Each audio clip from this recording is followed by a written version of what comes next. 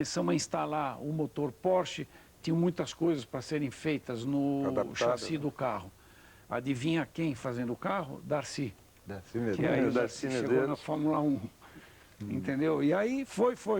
Bom, resumindo a história, 10h30 da noite, 15 para as 11, eu virei a chave, funcionou o carro, os radiadores de óleo, não tem vazamento de óleo, está tudo funcionando, está tudo certo. Alinhamos o carro 11h30 no grid, ganhamos a corrida. Sensacional. Um negócio... Sensacional essas histórias. Vamos lá, Bird. E esse nosso livro vai nascer quando? Eu acho, nós estávamos falando agora aqui sobre esse modo que se guia hoje e como se guiava antigamente. Eu acho muito importante o brasileiro perceber que o automobilismo é muito mais importante do que todo mundo imagina. Eu fico triste quando eu vejo, por exemplo, a imprensa, a mídia, botar o automobilismo assim numa categoria bem... Não digo vocês que são os nossos mais expressivos jornalistas automobilistas, mas, poxa, a gente vê que o povo não gosta. Primeiro é futebol, depois é basquete, depois é vôlei, não sei o quê. Se fala de automobilismo.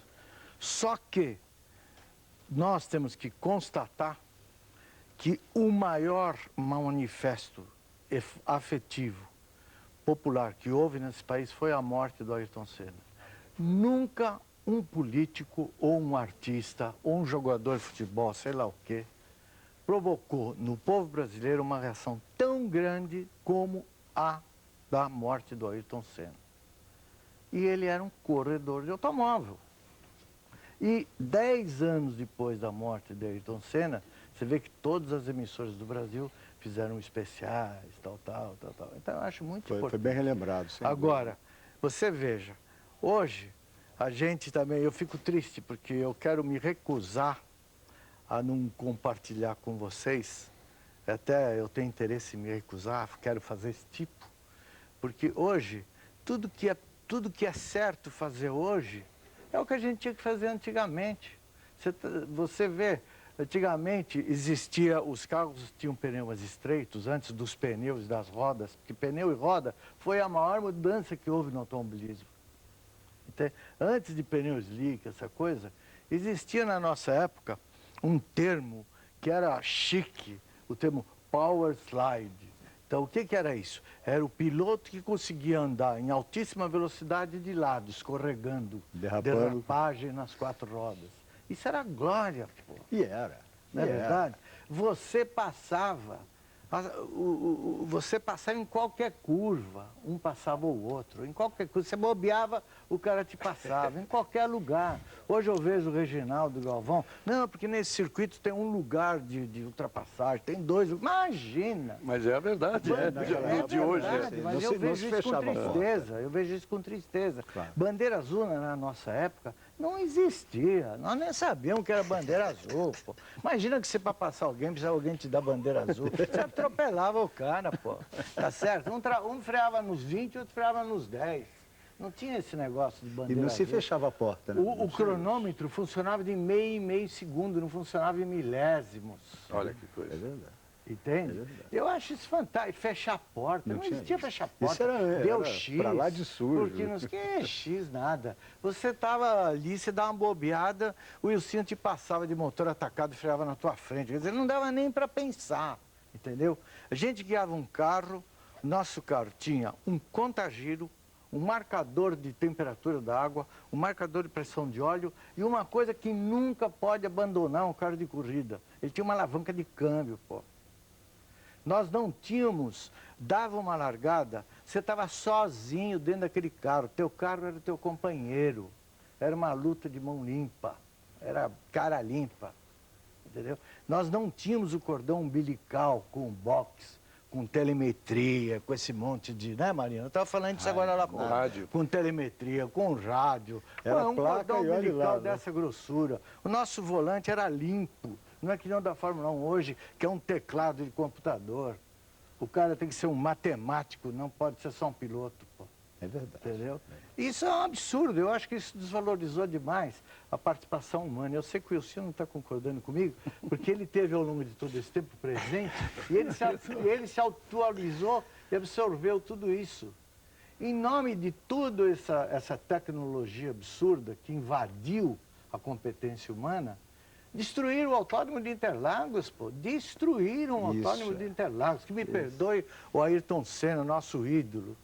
Entendeu? Destruíram. Interlagos era um autódromo que tinha curvas de alto, separava os pilotos. Separava os pilotos. As curvas que restaram foram mudadas e travadas. O Autódromo de Interlagos hoje é travado. E tem até no livro do Paulo Scali, um depoimento do Fritz Doré, muito bonito. Você observa, vocês observam que o Fritz, no depoimento que todos deram depoimento no final do livro, o Fritz diz assim no final do livro que eu vejo com muita tristeza porque morreu o Chico, morreu o Ciro, morreu o Celso, morreu o Camilo e destruíram Interlagos. Morreu Interlagos. Quer dizer, eu achei um depoimento muito... Interlagos hoje, fazendo um rápido à parte, Interlagos hoje, em função dos problemas de segurança que a Fórmula 1 exige, né, virou um kartódromo gigante, né? Exatamente. Travado, né? Horrível de guiar. De Fórmula 1, não tem mais sabor. o que aconteceu hoje em Interlagos? Com um Fórmula 1, ele ainda pode ser... Eu acho que ele é uma pista interessante ainda. Agora, com os outros carros, ele sumiu. O autódromo sumiu. Você tem, acho que você não tem nenhuma curva rápida. Não. Ou tem o sol, mas que é um pedaço de curva, não é uma curva inteira, né? Mas Interlagos E pronto, é acabou. seletivo, né? Não é mais. Aquela 1 e a 2. Reginaldo, Seletivo. Curva do sol. Esse ponto que o Bird mencionou, que aquela época andava-se muito de lado, etc. tal, ele era um dos mestres de andar de lado. Ele era o mestre dos mestres. Isso. E ele fez uma coisa que eu nunca vi na minha vida e vocês vão cair duro agora.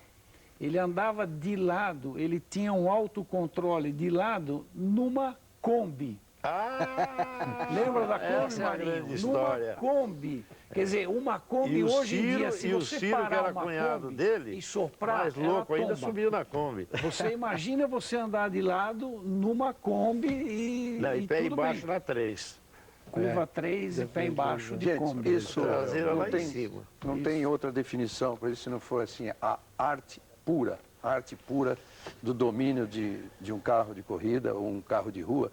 E aí não é só a tecnologia, aí tem muito daquilo que o Bird falou, que é você vestir o carro de corrida. Ali, na época deles, é aquilo ali, é você, o carro, é você solitário, é você a sua cabeça, é você aqueles controles sem o cordão umbilical ao que você se referiu. Eu queria dizer o seguinte, Bird, para você, concordando ou não com o seu depoimento, quem estiver nos assistindo, concordando ou não, seja um garoto que vive no automobilismo de hoje, ou seja um dos antigos que viu o automobilismo passado, concordando ou não, o seu depoimento foi lindo e histórico, simplesmente lindo e emocionante e histórico. Legal. E cheio de coisas muito que a gente tem que levar em conta mesmo. E olha, Reginaldo, porque aqui estamos chegando já no fim do programa, né? E olha, eu acho que o Reginaldo vai concordar, eu acho que falo em nome de toda a minha geração. Eu queria dizer a todos vocês muito obrigado. Muito obrigado. Pelos sonhos